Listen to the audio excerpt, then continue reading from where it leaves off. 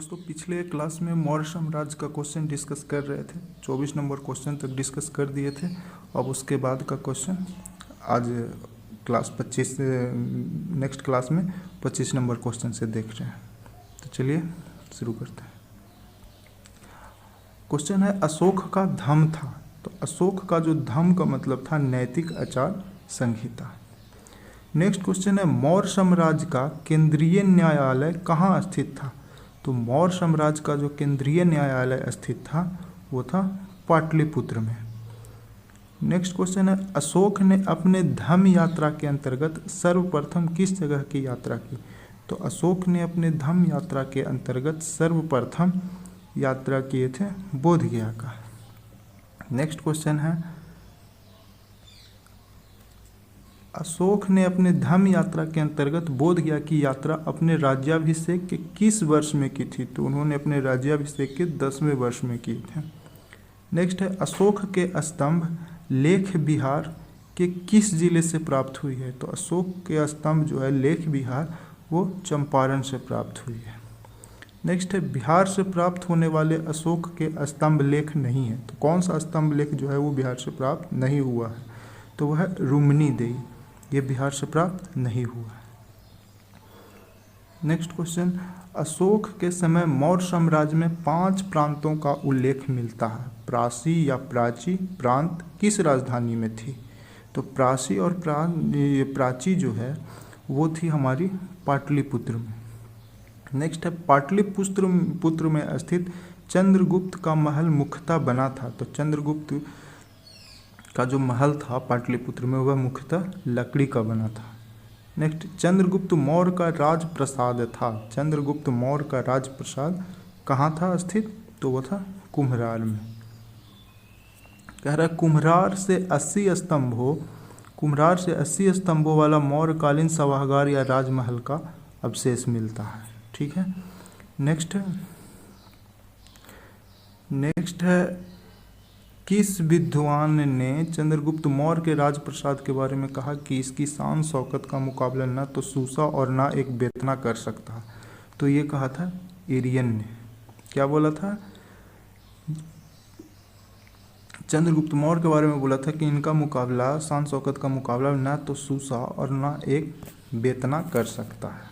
ये नाम है सूसा और एक बेतना।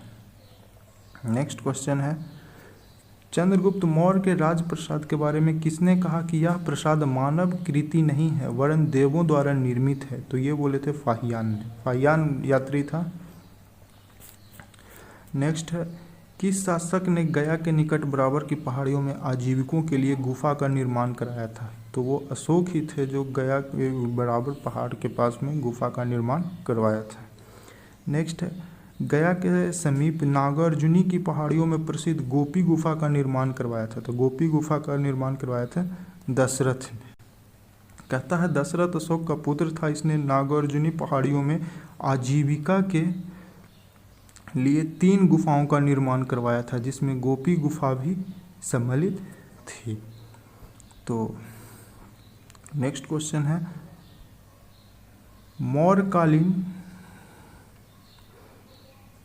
मौर्यकालीन चमार ग्रहिणी यक्षी प्राप्त हुई है। मौर्यकालीन चामर ग्रहिणी जो है वह प्राप्त हुआ है दीदारगंज पटना से।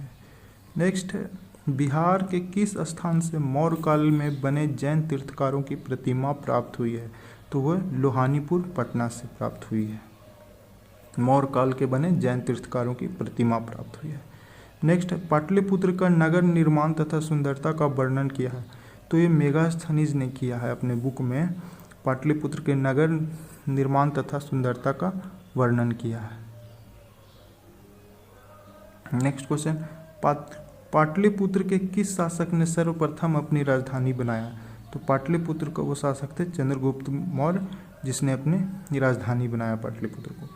अशोक के शासनकाल में बौद्ध सभा किस नगर में आयोजित की गई थी। तो अशोक के शासनकाल में बौद्ध सभा जो है वह आयोजित किया गया था पाटलिपुत्र में। नेक्स्ट क्वेश्चन है किसके शासनकाल में मिस्र के राजा फिलाडेल्फस ने डियोनिसियस नामक राजदूत को पाटलिपुत्र भेजा था। तो वो बिंदुसार के समय में भेजा था। डियोनिसियस ने जो था वह भेजा था, डियोनिसस नामक राजदूत को भेजा था। नेक्स्ट क्वेश्चन है, किस विद्वान के अनुसार चंद्रगुप्त मौर्य ने पॉलीब्रोथस उपनाम धारण किया था? तो वो था स्ट्रैबो। नेक्स्ट, यूनानी दूत डिमोलिकस का आगमन मगध के किस शासक के दरबार में हुआ था?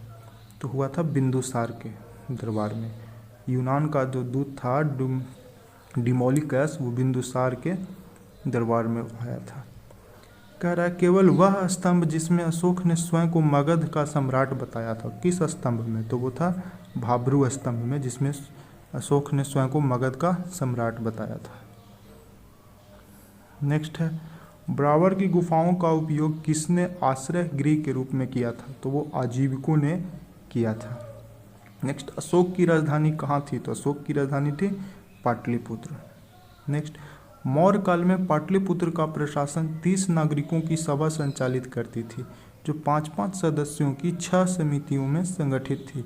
यह कथन किसका है? तो यह कथन है मेगास्थनीज का, अपने बुक में इसका वर्णन किया है। नेक्स्ट, मौर्य प्रशासन के संबंध में कौन सा कथन सही है? तो मौर्य प्रशासन के संबंध में यह केंद्रीकृत था, ये भी सही है। करों का बोझ अधिक था, ये भी बात सही है। और प्रशासन तंत्र कठोर था, मतलब कि उपयुक्त सभी, ये सारे बात सही है। नेक्स्ट है, अशोक के संबंध में कौन सा कथन सही है?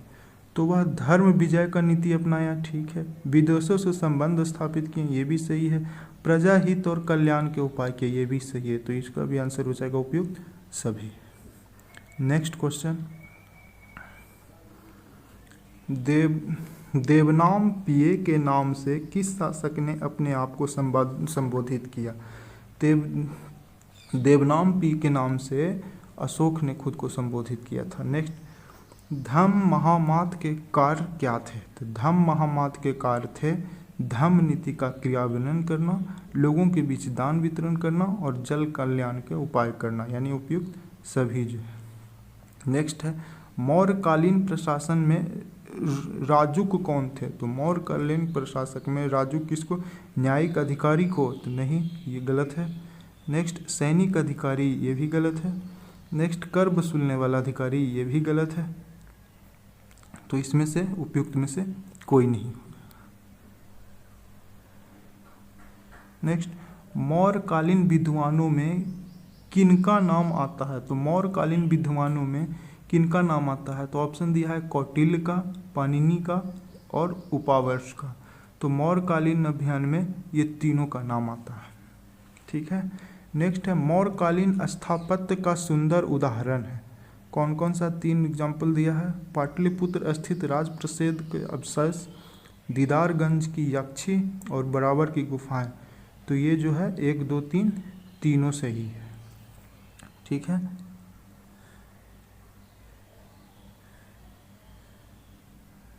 नेक्स्ट है, अशोक की धम्म नीति की जानकारी मिलती है। तो अशोक की धम्म नीति जो है वो द्वितीय स्तंभलेख से भी मिलती है, 7वें शिलालेख से भी मिलती है और द्वादश शिलालेख से भी मिलती है, मतलब इन तीनों में से, यानी उपयुक्त सभी। नेक्स्ट है, अशोक की किस अभिलेख में दान और धम्म दान के अंतर को स्पष्ट किया गया है? तो वह है अशोक के 9वें शिलालेख में, जिसमें दान और धम्म दान के अंतर को स्पष्ट किया गया है।